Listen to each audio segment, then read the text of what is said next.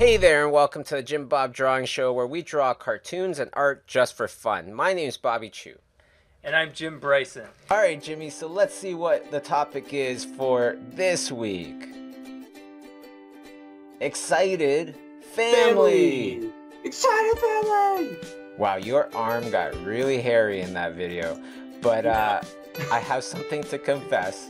You wrote out all the nouns, I wrote out all the adjectives, and then I got somebody from the studio to grab yours. Right, because I was not there. Yes, you weren't there. And your arms aren't that hairy. Excited family. What do people get excited about? A million things went through my mind. Like, I thought, okay, easy idea is like, everyone knows that squirrels love acorns, so let's just put a family of squirrels going crazy over some bountiful acorn harvest. I love how the dad is kind of like jumping for joy for these acorns, and the mom is just gorging herself with these acorns. They all definitely look very excited. Now, what was the food that got you really excited as a child? Oh, chocolate. When I was a kid, you know those big, huge Toblerone bars? They're like 3 pounds. We would just eat an entire one. Each of me and my brothers would eat a whole one of those. You know what's crazy is like you don't really think about the size of those of food and everything in comparison to the kid. You know, like a Toblerone bar is already big for just a regular human being, right? But for a little child that might be like 3 feet tall, that thing is gigantic. Yeah, like looking at it now, I'd be like, I think I might die if I tried to eat that whole thing. But then when I was like third of the size I am now, I could just easily eat my entire body weight in chocolate and then run around screaming and yelling for 5 hours straight.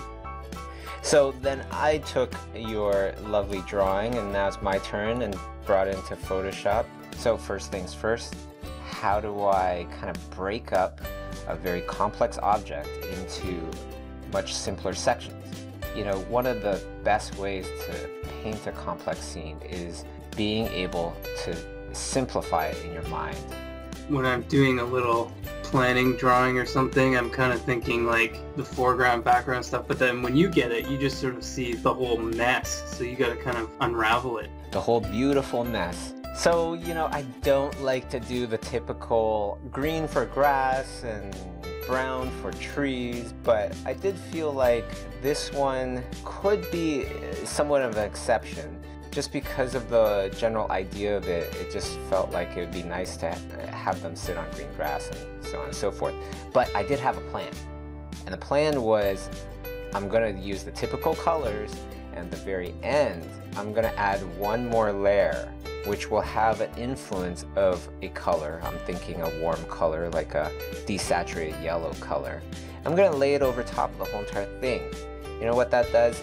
It gives a little bit of influence of that yellow light to everything in the image. A lot of times, just by doing that, it will help to unify the colors in your painting. Yeah, it looks really cool.